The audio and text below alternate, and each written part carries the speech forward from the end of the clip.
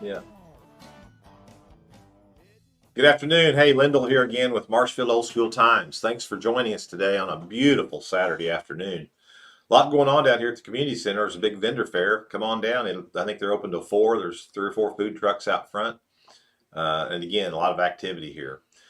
Really special time today to have a couple of guys that I've known a long time. Mark Burchfield. Mark, welcome. Thank you, Lyndall. MHS class of 66, right? 66. 66.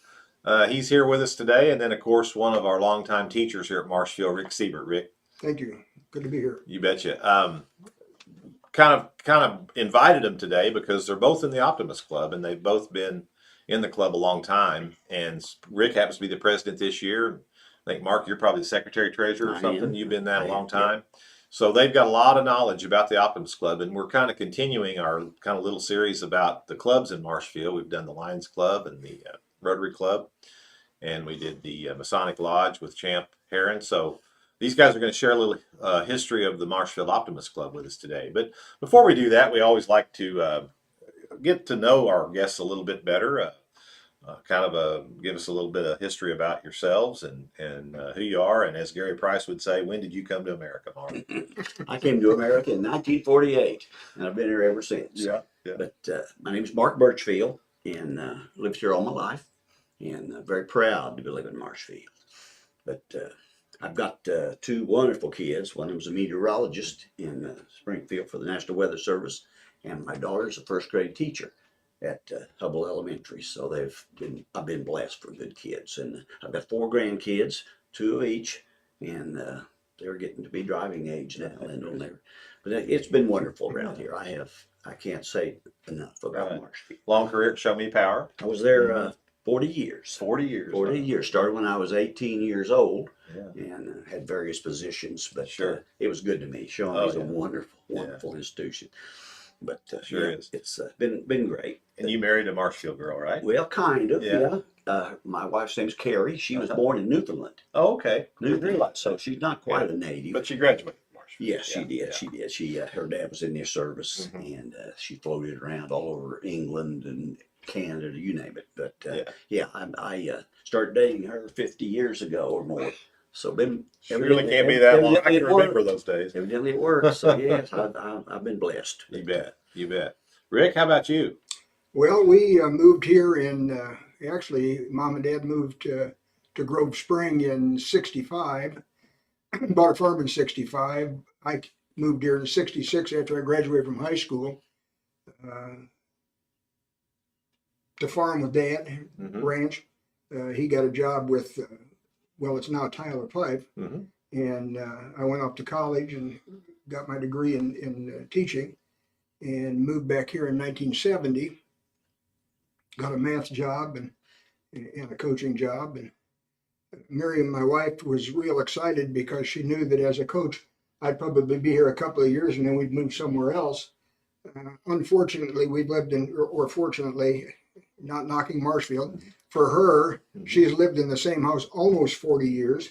She got to live in one other house for 14 years and a duplex when we first got here for a couple of years. So we've been here since 1970, permanently since 1970. I taught 30 years at the high school. I coached football and track for 15 years and was the athletic director for 14 years. I've got 3 daughters. My oldest now lives behind me. She works for John Deere Reman, and her husband is a retired conservation agent. My other 2 daughters live in Nixa. Tennille has a job with Mercy Hospitals, and Lisa's fortunate enough to be a stay-at-home mother. In fact, she's in Kansas City right now. The baby is playing in a volleyball tournament in Kansas City, so she's up there right now. I've got 6 grandkids, and as I told you, I had 3 daughters. My first 5 grandchildren were boys. Really? And my last one was a girl.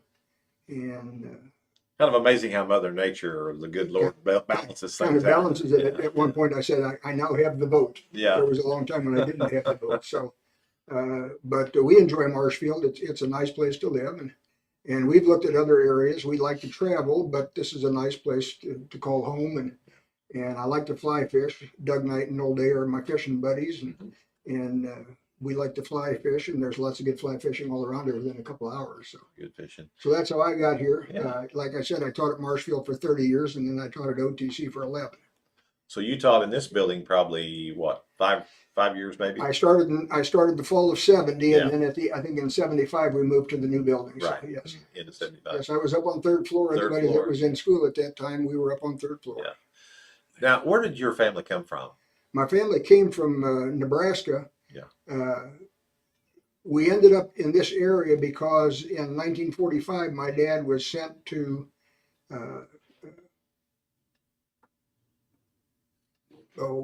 Crowder College. It was a military base at the time for his basic training. Mm-hmm. And in the 1960s, my dad was a farmer.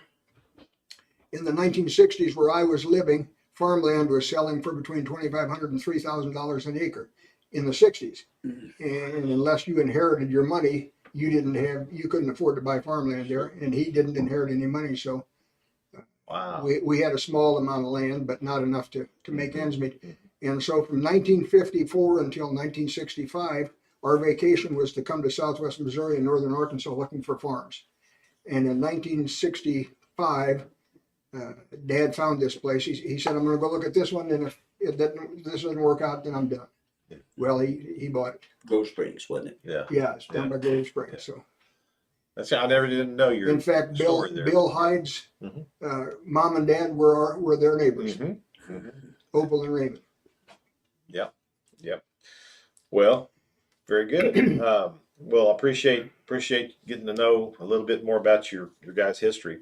So let's talk about the Marshfield Optimist Club.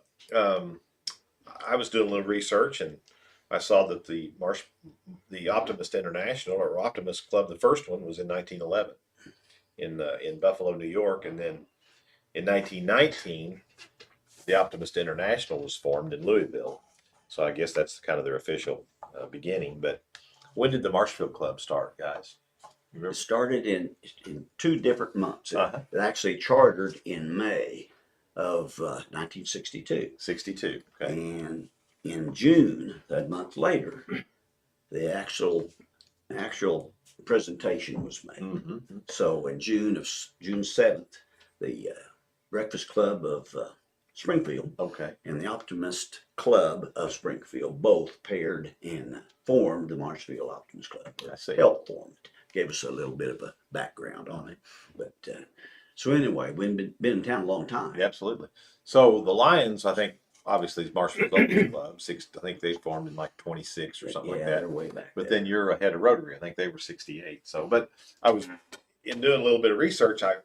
It was interesting because all these international or the national clubs all kind of began at the beginning of the 20th century, and it kind of makes you wonder why. Well, what I read is the industrialization of America during that time.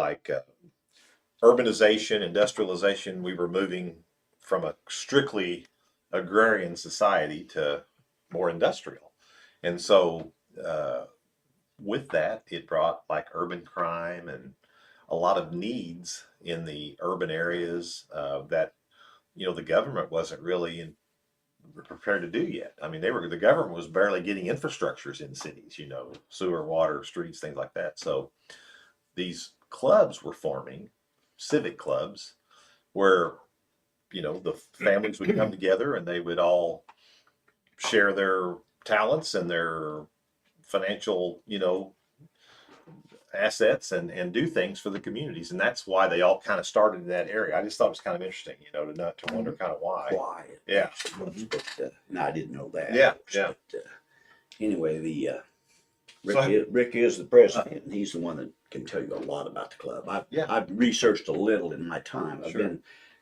the secretary treasurer off and on for 25 years. I was going to say forever. Wow. Forever, you could say forever. And we've had it when the club first started.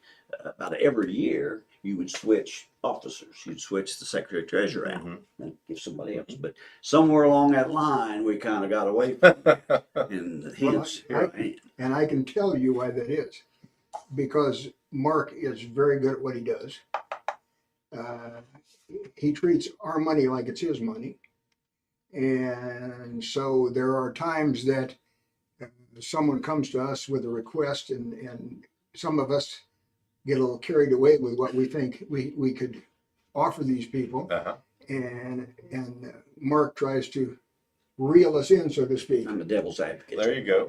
Yeah. And Yeah. he and I've gone nose to nose a couple times over these things, but but it's good, and that's what makes him a great treasurer and a great secretary.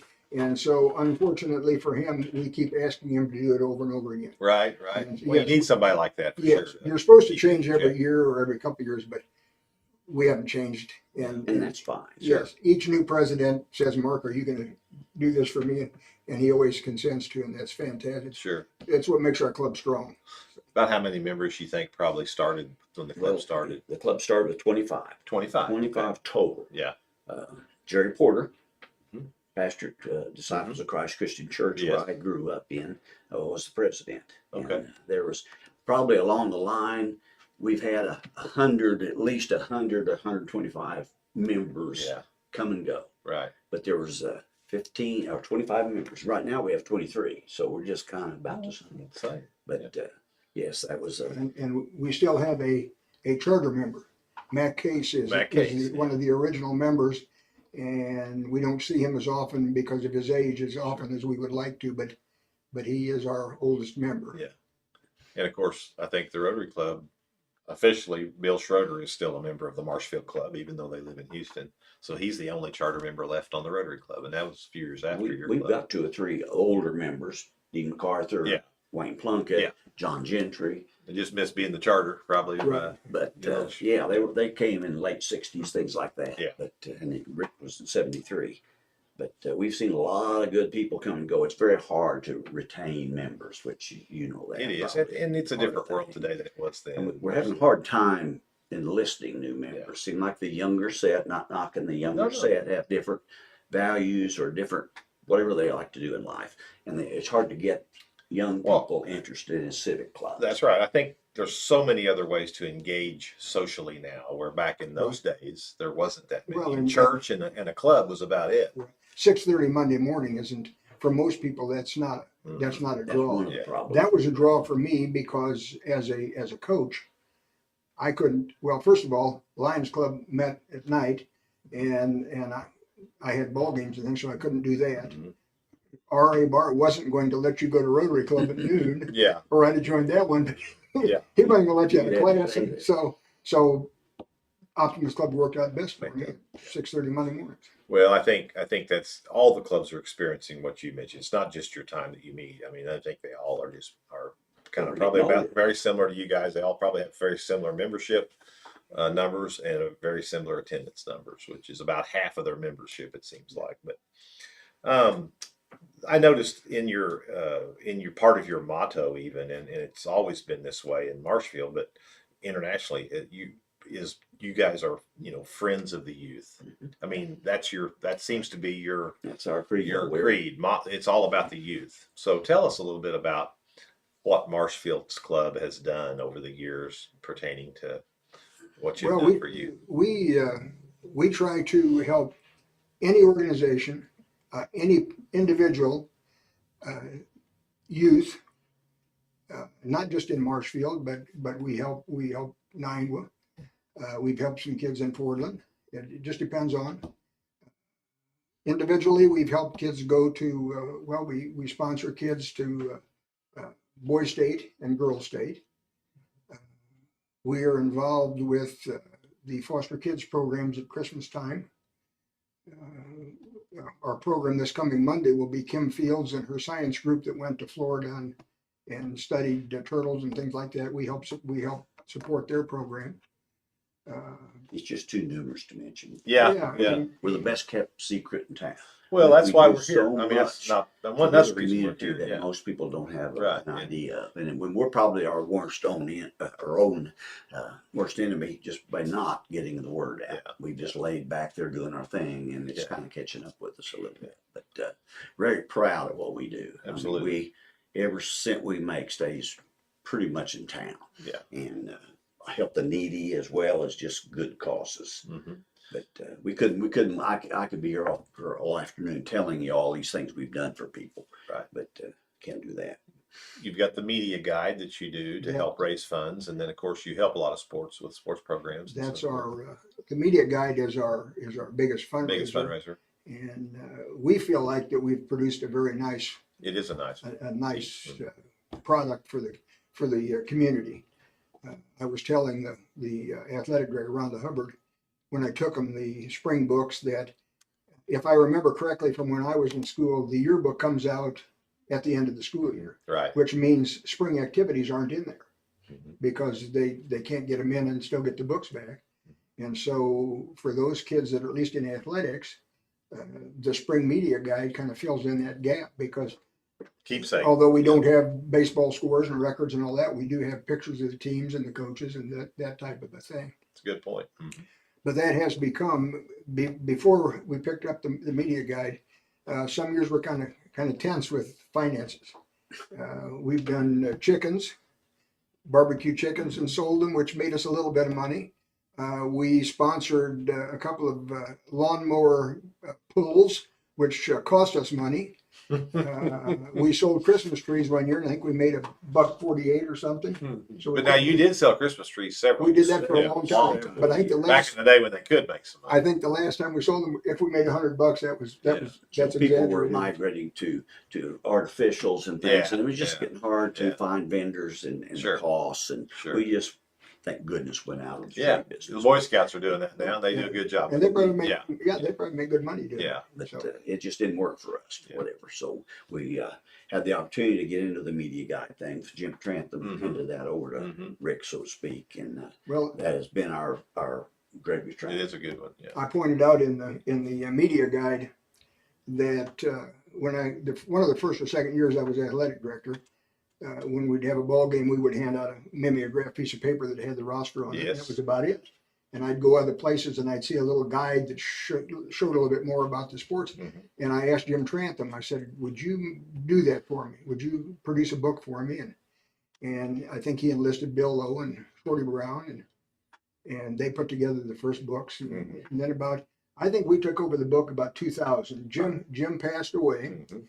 and He was a member of the What I club. was getting ready to say, was he a Yeah. member? Yeah. Yes. and the football boosters took on the media guide for fall, I think 1 year, maybe two, and then we took it over after. So I think we've been doing it since about 2000. Yeah.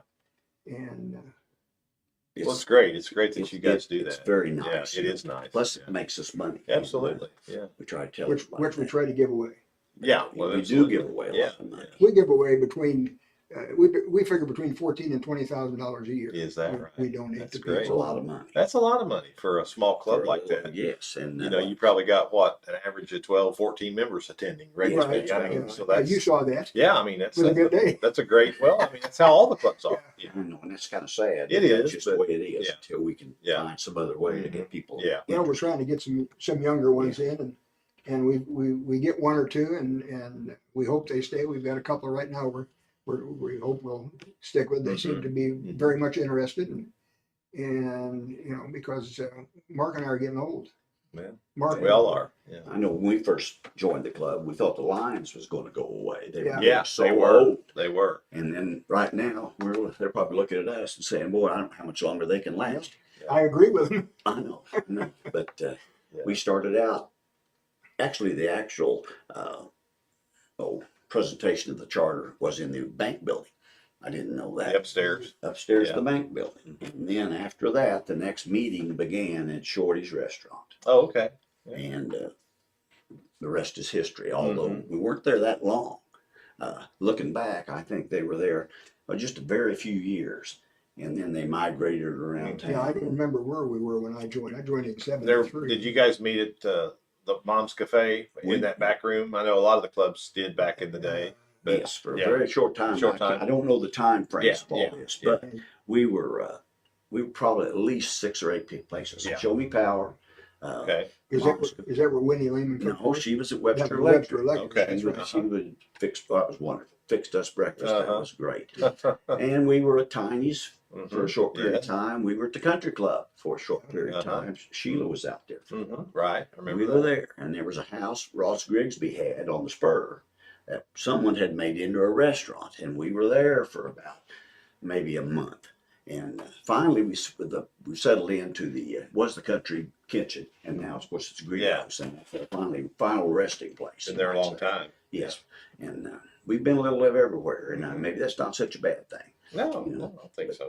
Hopefully, we're there to stay. They treat us well. Yeah. They do.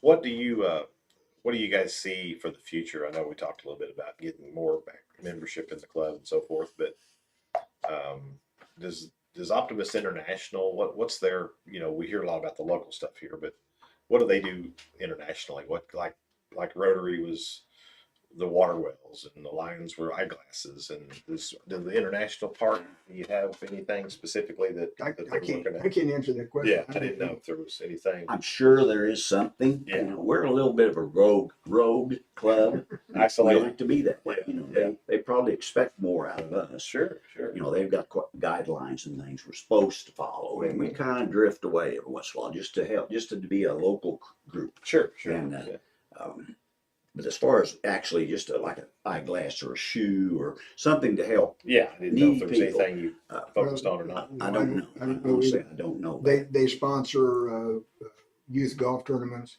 They do a lot of things. They do essay contests. They do speech and debate or speech contests, and we have competed in those from time to time. I think John Thompson won it one year.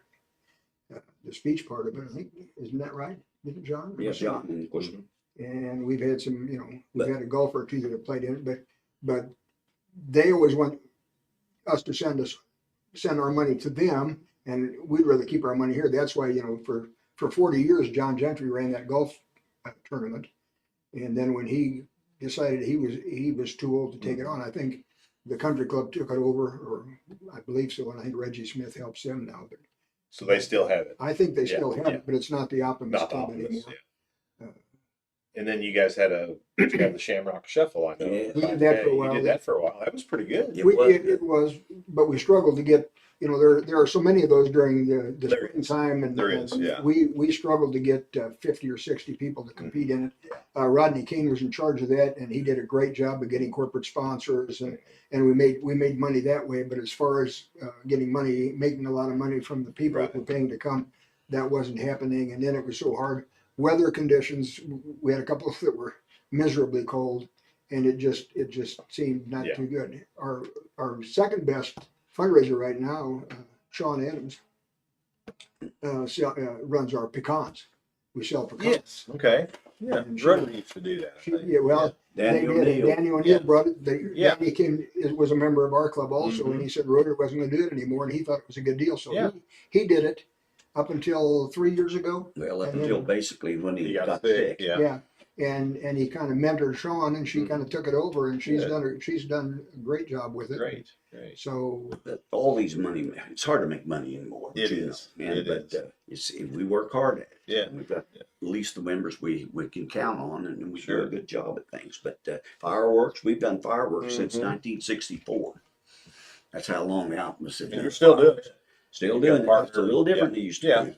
But we had various locations back in the day. But Mhm. Optimists have sold fireworks since 1964. And some Wow. of them were fashion and made pretty good money. yeah, Yeah. But it was hard. God, it was hard. It was a whole different thing. And finally, we hooked up with Red Rocket at Stratford, and that kind of re-energized Yeah. us and made us pretty good money. There's so much competition in that anymore. It is. It's terrible. I don't know, but there's a lot of money to be made. Oh, also. big time. Yeah. So we hooked up finally when they sold out and moved. We Yeah. hooked up with D&L or whatever, Darren Taylor, Right. and he's kept us going.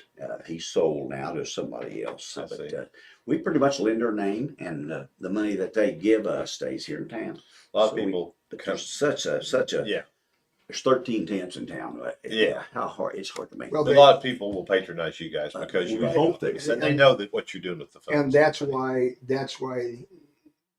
it's important. Darren, that's why Darren Taylor and now the new owner, Right. and I don't remember his name either, but the new owner wants to keep Absolutely. us involved with, Absolutely. because they want our name, and Sure. because they know that there are those people that are going to buy where the optimists are. You bet. And we appreciate that. You'd hope bet. they would, and Right. some don't. But there's a lot of new people moving Mhm. into the area, and they don't really have a connection to the old hometown Marshfield like some people do. But Sure. there's still a whole lot of people that know the Optimist Club Yeah, and because of know what they that do their for kids. money stays right here. So we appreciate that. Right.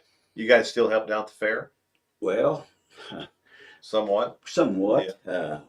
When we can generate enough membership, Right. you know, it takes a lot of. Sheila would give us a night. We had Mhm. Thursday nights, but it takes so many people to operate that It does. 2 shifts that we just got to where we couldn't No, Yeah. couldn't we couldn't manage get it. enough people. And the last couple of years, we just couldn't do it. Yeah. Well, it's another one of those things. Didn't It's hard. mind to do it. You know Yeah. what, you got there and had fun with it, Mhm. but you can't do it with 6 people. Right. No. Right. So that's where that went. We're all busy. It's just a busy world we live in today. Rick, since you're here, I thought you might share just a little bit about teaching in this building and in Marshfield. And I know you've got a story or two you'd love to tell. And I guess you never taught Mark, but you certainly taught me. No, my graduating class from Henderson, Nebraska was 1966. Yeah. I'm a year older, but yes, I did have you in school. I never remember if I always have to ask, did I have you in class? You did. And Yeah. then my next question is, was that good or bad? I passed. Okay. And that was good. No, you were obviously a great teacher. Well- You had a style that was maybe a little more We call mentioned it than style. some, Yeah, but it worked. It worked. And I grew up in a family where when my father asked you to do something, he wasn't really asking you to do it. He was expecting you to do it, and it wasn't one of those things where, yeah, I'll get to it in a minute. yeah, It was one of those things where once it was asked, you raised and you went and did it. right, yeah, And so that's kind of the way I have been most of my life. And as I told Craig Hosmer one day, it was about the time I was getting ready to retire, and the legislature was working on the bill retirement 80 and out. mm-hmm. And I was finishing my 29th year, and I was 51. And so if it passed, I was going to retire. If it didn't pass, I was going to teach my 30th year. And the legislature was kind of slow. The governor at that time, I can't remember what his name was, but the governor at that time was waiting for that bill to come to his desk, and the legislature was dragging their feet. And so when they finally signed it and sent it to him, then I think he decided he'd drag his feet a little bit. So I called the governor's office and tried to talk to the governor. How'd that go? Did you get through it? I always said, What year did you retire? And I can tell you who it was. I retired in 99. 99. It was probably Carnahan then. Yes. Yeah, Mel Carnahan. Yes. Yeah. And I'm not going to get into politics, but No. he was a Democrat. Yeah. Yeah. Okay. And the A legislature good man and yes, a good guy. and I think the legislature was Republican, so there was a little. Yeah, Anyway. yeah. Anyway, I called the governor's office, and I'll tell you how it went. I got a 12-year-old kid answered the phone, and he told me I couldn't talk to the governor. And I said, well, I voted for the man twice. Why can't I talk to him? So I figured the highway patrol probably would come to my house, but they never did. And so I knew Craig had been in the state legislature for a while. And so I called Craig, because I had Craig in school. And I said, Craig, can you talk to the governor? Well, yeah. And so I explained my talking to a 12-year-old who wouldn't let me talk to the governor. And I said, you probably have forgotten, but I don't have a lot of patience. And he just started laughing. He said, I forgot a lot of things, but I haven't forgotten that. So We were in the same class, Craig and I. Okay, We're well. very good friends. yeah. So anyway, That's funny. I went ahead and then I retired. But yes, my philosophy as a football coach and of course, as a teacher, it can't be that way. But my children will tell you, if you're not 15 minutes early, you're late. Yeah. So I was late today. I should have been here at 12:30 because you said 12:45. So just for my kids' sake, I was late. Well, as far as I'm concerned, you weren't, so you're good. But no, I enjoyed teaching math. I always knew that I probably would teach math longer than I coached. I enjoyed coaching. And I know there are a lot of people out there that I probably offended over the years. And to those people, I'm sorry. There's I never put on facades. No, no, I no. am who I am, you know, and I don't think that's, as far as my era when I was in school, not at all. People highly respect you and appreciate you as a teacher. I'll just tell you that's a fact. Did you ever have any Mr. Barr stories or Mr. Walker stories you'd want to share? well, Because we've had a few of those on here, and they've been pretty interesting. Mr. Walker, of course, he has passed, Uh-huh. and he came the first year I came, Okay. and One reason I'm asking these questions, I've had a couple of guys say, "Why don't you get Rick Siebert on there? Get Rick on." So I thought, well, I'll get him on. So they're interested. People are interested to hear. well, I had a note. From George Melton, asked me to call him, The dentist. the dentist. Yeah. I went down to the office. Shirley Rust was the secretary, and I told Shirley I'd like to use the phone, and she said, "Well, you're going to have to use the pay phone out in the hall because Mr. Walker says you can't use the school phone for personal calls." And I said, "Well, Shirley, I don't know if it's a personal call or not. It's a note from George Melton, and Yeah. I don't know." See, a board member at the time was No. what was Because his? of course his office was right over here. Yeah. So I said, okay. And I said, seventh hour was my conference hour. I said, could you put me down to have just a minute with Mr. Walker? And she said, yeah, seventh hour. So seventh hour I went in, and it got extremely loud because Bill and I have the same disposition. Were you in And this building or the new building? we were downstairs Yeah, in this building. in this Okay, building. okay. We were down there. And So you're both pretty young and eager and full of. well, I was 22. Yeah. 23, and I don't know how Bill was. Full of vim and vigor, right? Yes, yes. And I think to cut the story short, the last thing that was said was, well, if you don't like it here, you don't need to sign your contract for next year. And I said, I will be here as long as you are, just to spite you. And the end of my 17th year, Bill retired, and I reminded him of that. I said, I'm still here. Something tells me you got along pretty good in later years. Yeah, we did. We became very good friends. Absolutely. And but yes, no. Bill was brought here because things I think had been a little lax. And what I've heard. yes, and he was he's a disciplined person. And You got to think about 1970, 71, 72. What were times like in those days? We were, the whole world was changing. Yeah. Vietnam was at the height. We had beginning of the 60s was short hair and skirts, and by that time you had long hair coming in, and I mean the women could dress differently. Things were changing culturally. well, we had to walk out. What didn't that have to do? Weren't you in school? That was then? about 71. Well, I wasn't in high school yet. I was in junior high over the other Didn't side. that have to do with dress? It did. It was a What dress was that code. exactly? I was thinking that one of the Can't teachers had remember worn an outfit that the girls wouldn't have been able to wear. Right. And It was about 71, I nothing think. So to it say. was. I was here. I forgot Yeah. I that. was here when Yeah. they did the walkout. How about the day that I know you had to be here this day because I was in high school by then, so this was about 74. The football team, the football boys turned Mr. Luzader's car upside down out front. Yes, I was here. I was You here. surely have a comment to make about that. The o- I don't remember that. The Well, only- you were already out there. the only thing that I will say about that is I know who the two young men were.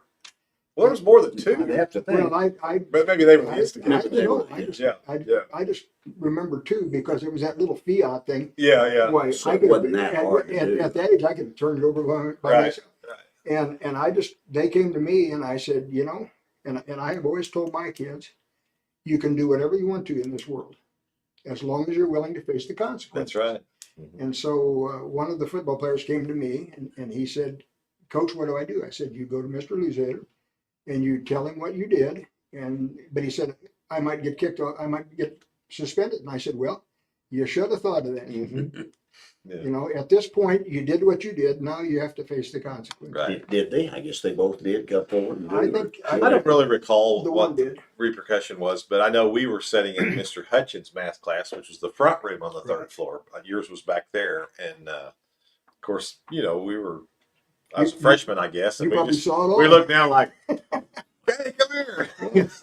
It was It was a good thing. At it the was a time. moment. It was a moment, but Yeah, I remember. but those kind of things, it seemed like, not necessarily just that destructive, which it was somewhat destructive because if I recall, Sure at the end of the did some top of his damage, car. I'm sure. But you know, there was a lot of orneriness in those Well, things it that was- we didn't. I don't think they experienced today. Today, it's different. You know? It It's a wasn't. different honor. It's a different orneriness. It wasn't. The car wasn't in all that great a shape. I mean, Yeah, what yeah, what no. they did to it didn't damage it. It was just the fact that you Yes, just don't do that. Yes, you know? yes, yes, But, you know, back then you could discipline kids. yes. Yeah. Nowadays, And you the parents would couldn't back begin the yes, superintendent or the it principal. was nothing to get shoved up against the locker Right. by JTUs or Yeah, you know back then, and you just took your tail and ran and, Right. and knew that you know that Well- was okay and to change your ways. And nowadays you can't begin to discipline kids, but I think it was almost a good thing that they could do that Mhm. to us, you might say. There's been an awful lot of good people, boys and girls, that have turned out good in life and done well, that would have done ornery things in those days. Most all of them did. Yes, You know, and, yes. and I'm thinking of two that have turned out fantastic, and I won't mention their names, but I will say that I was sitting at a state track meet, and word comes to us that two gentlemen rode motorcycles down the hall of the would have been in what's now the junior high Hmm. down the hall, and I said, oh yeah, and I told them who it was. You already knew. I mean, I yeah. already knew. And one of the track kids said, how do you know this? And I said, I know everything. You can't do anything that I don't know about. Whether you really did or not, you Exactly, have to bluff. but I did know. But yes, but in this case, I did know who it Yeah, was, yeah. and they both have turned out fantastic. Sure, So sure. after Yeah. we turn the mics off, I'll tell you who it was. Oh yeah. Well, I can probably guess because I'd have been over there by then. But well, it's great to talk about history, to relive some of the stories. That's really what we're trying to do with this podcast, is capture some moments that, you know, our children, grandchildren on down the line can go back and you know, kind of see how it was in the earlier days. If we would have this kind of information from people that lived in Marshfield in the middle of the 20th century or before, wouldn't that be great? You know, wouldn't it be good to know the backstory in some, you know, some folks and businesses and what brought us the culture that we now all experience, that we all appreciate. And I think that's what we're trying to do here, is just document that. So feel free. Every Yeah. day I'm alive. I appreciate this. Yeah, absolutely. I really do. Well, I I do mean, too. you see what goes on in the world, Yes. and I can't do too, really Mark. do much about it. We're so lucky to Yes, live here. I totally agree. And We not just in Marshfield, but in the United States, but Marshfield especially. I yeah, have a lot of, well, I am Marshfield. yeah. I agree with you. I feel the same way. And And Bill Hyde told me I would never be a Marshfieldian because I wasn't born here, but I I think kind you of are. I feel You're, like you're pretty much there. I think there's a point where you do. I'm close. Yeah, there's. I mean, we all of our families came here at one time, just Right. different times. But You know, But the one thing I found interesting in doing the media guides, there are so many last names of kids that are competing in athletics that I never saw. You know, when I first came here, those names, there were none of those last names, and there are just so many of them, which implies or tells you that so many new people have moved into the area. Right. And yeah, we see that all the time. You know, even down here with families and people, we'll be an event in the gym and you'll recognize a few people, but there's so many new families. And you know, Marshfield's pushing 8,000 now in population. But what you have to think about is the 65706 zip code is beyond the city limits. You could double that. Yeah. The metro area is huge. You can around double here. that. Now, if you doubled it when we were in school, you know, about 3,000 people, probably when you came to town, when you graduated, or when I was in school, you double that, you were at 6,000, 3 to 6. Right. Now we're at 8, we're at 16. Yeah. And that's really how you have to look at that. Webster County is the 5th fastest growing county in the state of Is that Missouri. right? Yeah, we're over 40,000 people now. And it's, Some people say that's a good thing and some don't, Yeah. you know, but I think you need growth. You need commerce. I mean, that's the You name. do. If you're going to have anything. but slow and steady and, Yes. you know, somewhat planned. I mean, to just like Nick's Nick's, Ozark and now that's the Republic's. first thing that comes to my mind Republic's is Nick's. experiencing that now. They're losing their identity. And I mean, of course, we'll be gone someday and it won't matter, but I still like to see us remain or keep our identity. And, Yeah, and the we high probably school- won't someday, but The high school when I came was about 450. 450. What And now is- it's what is it now? over 2 per class, right? Well, it's about not quite 1,000, I think. Yeah, that'd probably Yeah, about be 250 per 250 a class class. average. Yeah. My class, we had a big class. We were at the end of the baby boom, and I think my class was like, 148 or something like that in 1977. So that would have been, Yeah. if you use that average, that'd have been 600. I mean, which was 77. So, but yeah, it's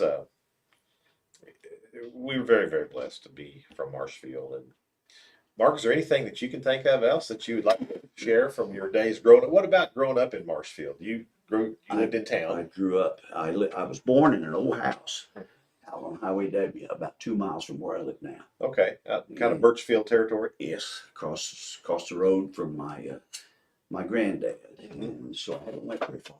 I went 2 miles in my lifetime.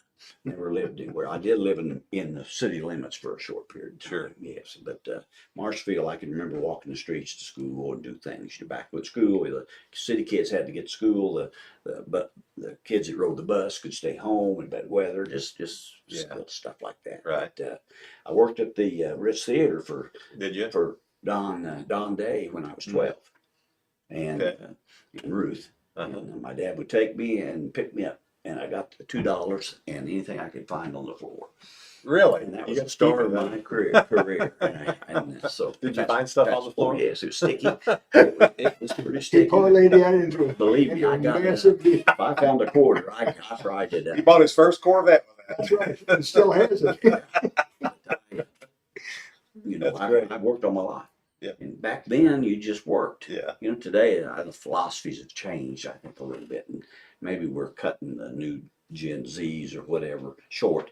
But Well, we're working there. I think they're working, but they're working with it's just that different. tool right there. It's different, Yeah. yeah, and that's okay. Yeah. I've accepted For some it that. is, yeah. Well, I think back to when I was a kid. Of course, I grew up in central or south central western Nebraska, and on a farm. And I can remember at 8 years old, my dad put me on an 8N Ford with a 2-bottom plow, and we were plowing wheat stubble. And he said, "You just keep the tires in that furrow, and when you get to the other end, you drive around and you do the same thing." And I was plowing wheat stubble at 8 years old 8 on a years. tractor by myself.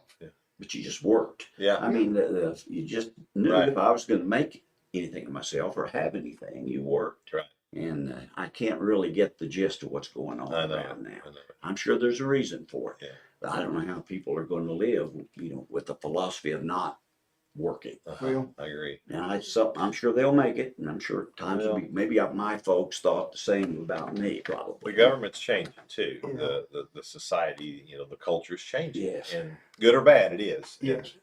And you have to accommodate that one way or another. And if people can't do it by themselves on their own, then the government has to do it for them, and that's scary. But- Scary.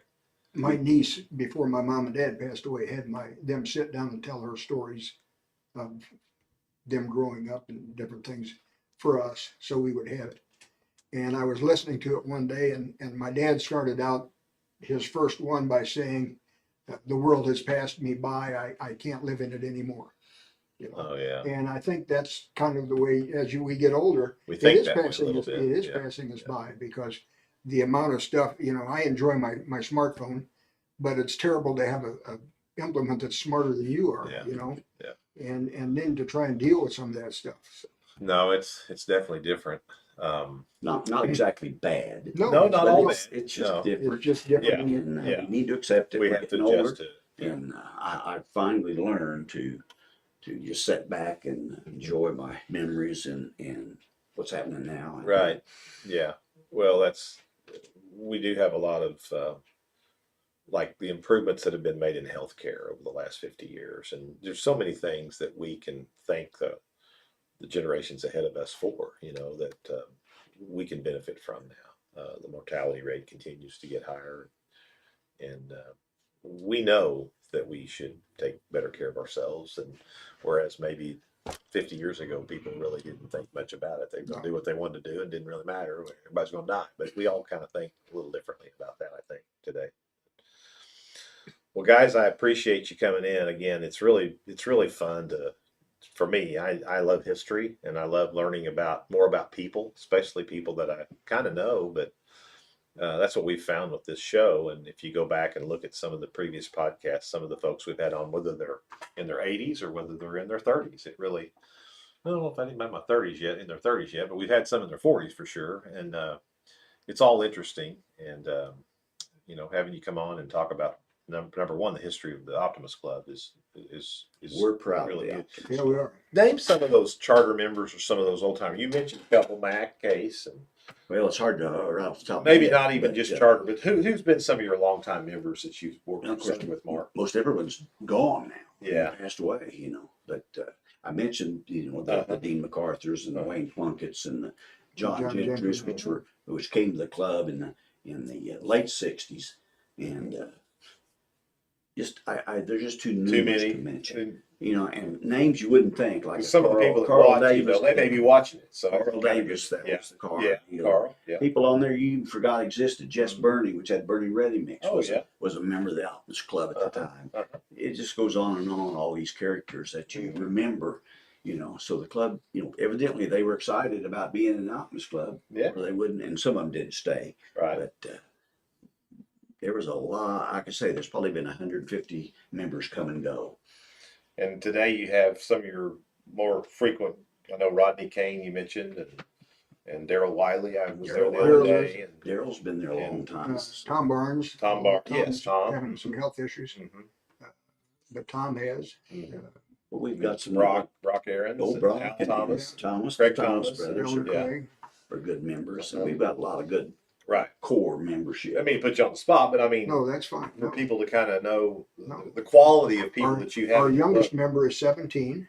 Really? Damien Vestal, that's Rodney's grandson. Okay. He's- Okay. He would come occasionally with Rodney as a Right. guest and asked if he couldn't join, and he's been a member 2 years now, I think. Well, that's cool. What is the youngest age that's allowed? Do you know? I don't know. I don't know if there is actually. I'm sure if we read the bylaws, like I said before, we kind of You're push okay the with envelope 17. every once in a while. You're okay with 17. Yeah, He was who's 15 when he started. Okay, you're okay with 15. But Danny O'Neill was a good member. Yeah. We've lost some good, like Yeah. John Gentry and Right. Danny and people we really, was good to the club. But Was we there lost several them. from Show Me that back in the day? Back in the day? Yeah. Show Me paid your dues. I thought I remembered And there being quite a they few from wanted Show Me. you to be involved in things, and so Bob Choate sponsored me. Mm-hmm. Bob had been there a long time. Bob joined the club in '76, yes.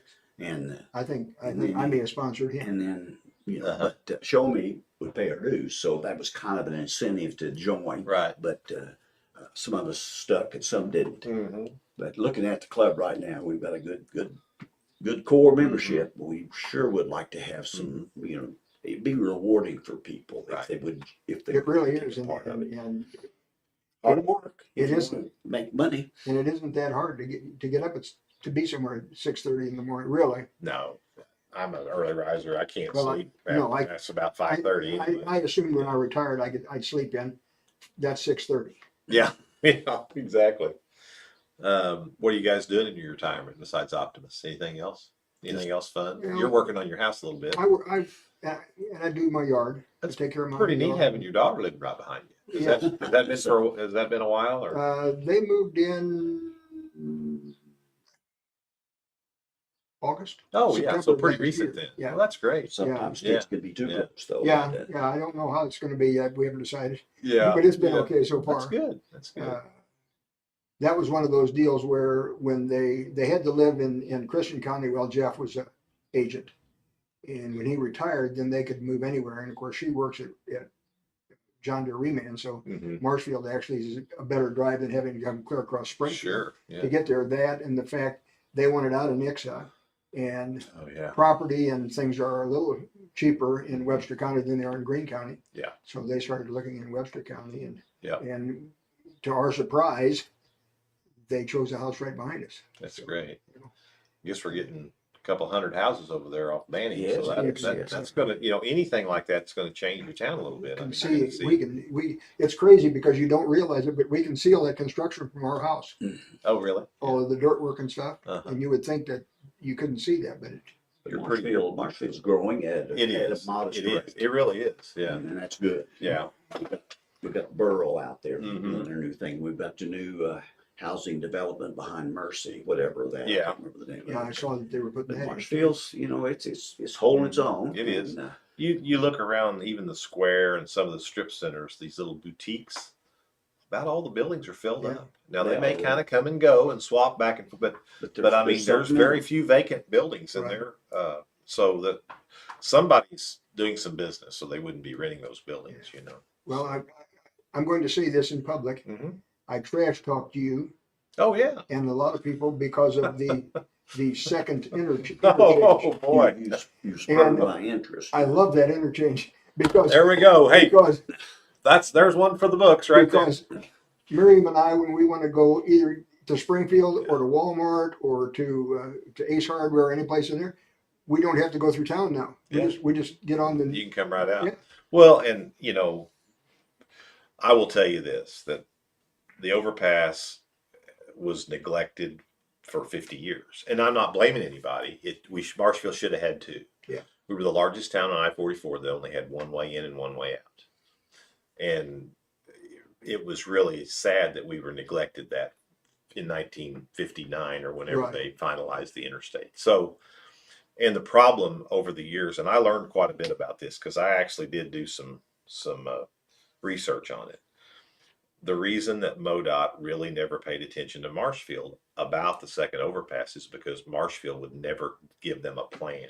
They would never say, we want it here, we want it here, we want it here. They would never do that. And it's sort of understandable because there really wasn't a great number one spot to put it. Right. It's like, Right. okay, Well, everybody and had everybody their had own an idea opinion. what They had an opinion. But like where you live, by not having a crossover Well, I at wish we W, had a how flyover. many miles Wish we and had how a much flyover money there. did that cost you over the last 50 years? Or the Wilsons out there Well, with the their place- equipment? And the way to get to the newest school buildings, the new high school and stuff, with the road past the swimming pool Yeah. and all that, and Marshall and Right. yeah, it's just Everything would have still bottlenecked, in front of Young Shopping Center. Spurs. And so it made sense. But that decision was made by MoDOT. The study was done. That's where they said it should go. And when the funding did become available, and I'll give Mike Cunningham the majority of the credit. I mean, we finally were able to get some money, and Marshfield was able to put their match with it because by extending a levy that was already out there, and the voters said, yeah, let's get this money and let's get this overpass.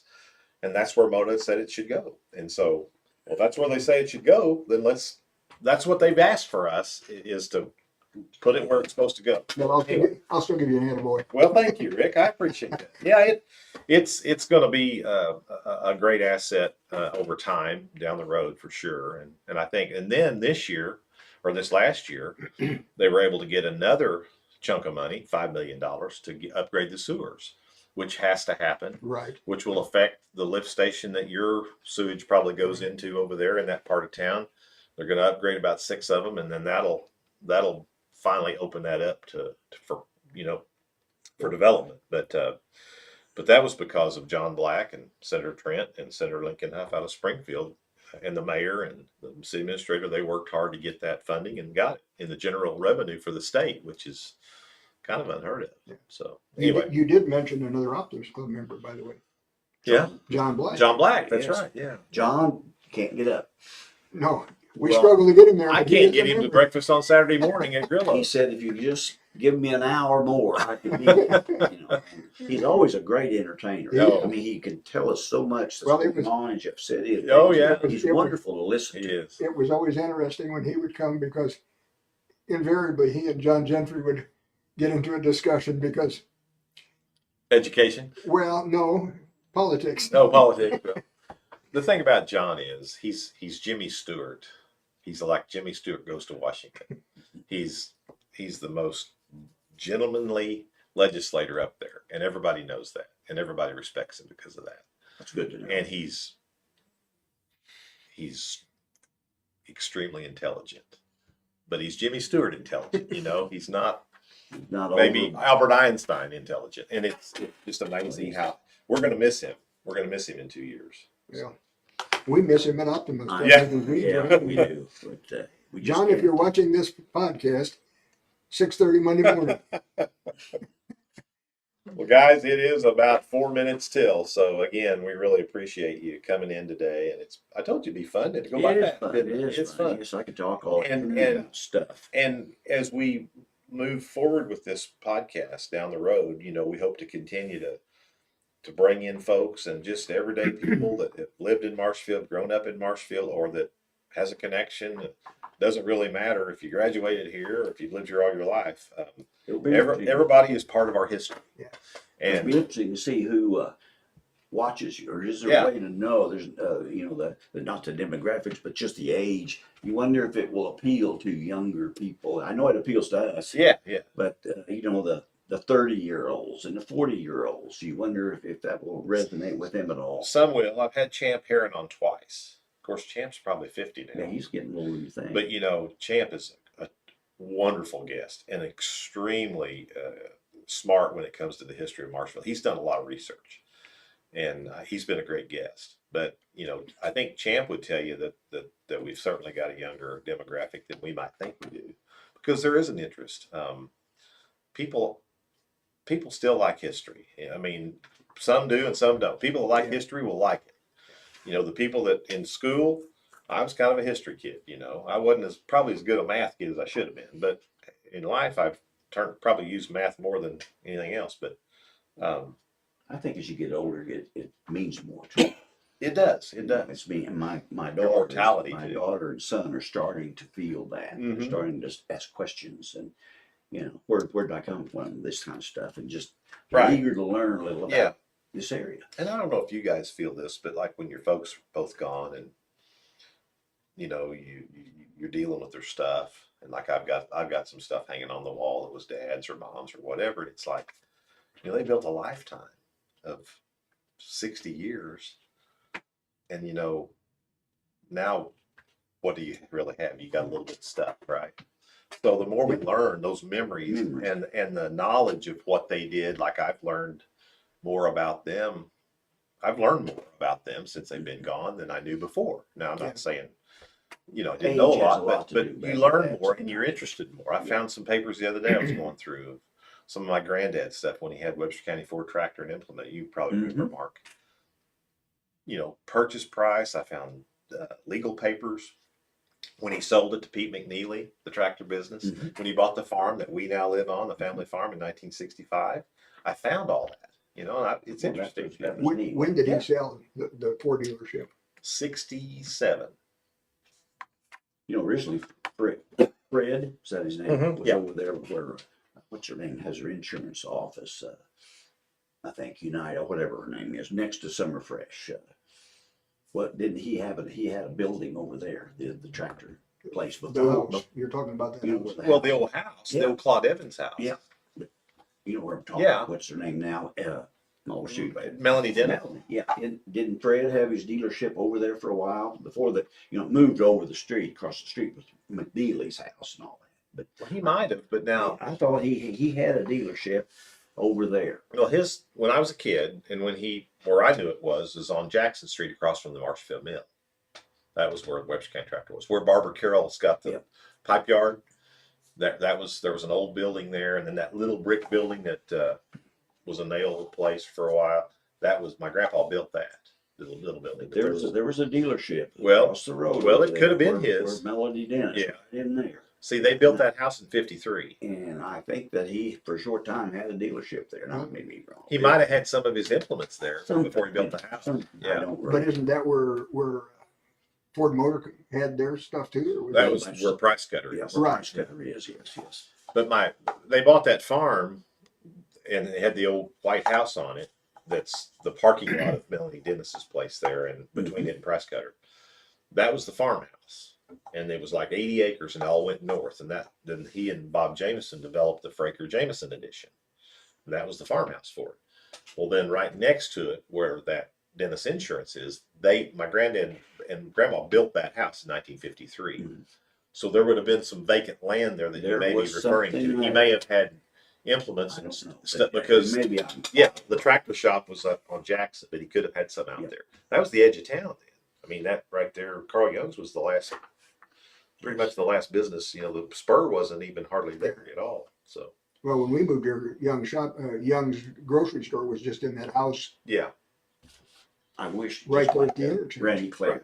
I know he's interested in local. yes, Randy's really good. I'd I've like asked Randy to be on. He's just been so busy I with would his like restaurant. to see stuff he's got. Yeah. I'd love to see pictures of the old Spur. I have it in my mind, but of course I've been here a long time, and I can just remember all this stuff, and I just would love to see photos of Right. it. And I'm sure Right. they're out there. Oh yeah, there's quite a few out there.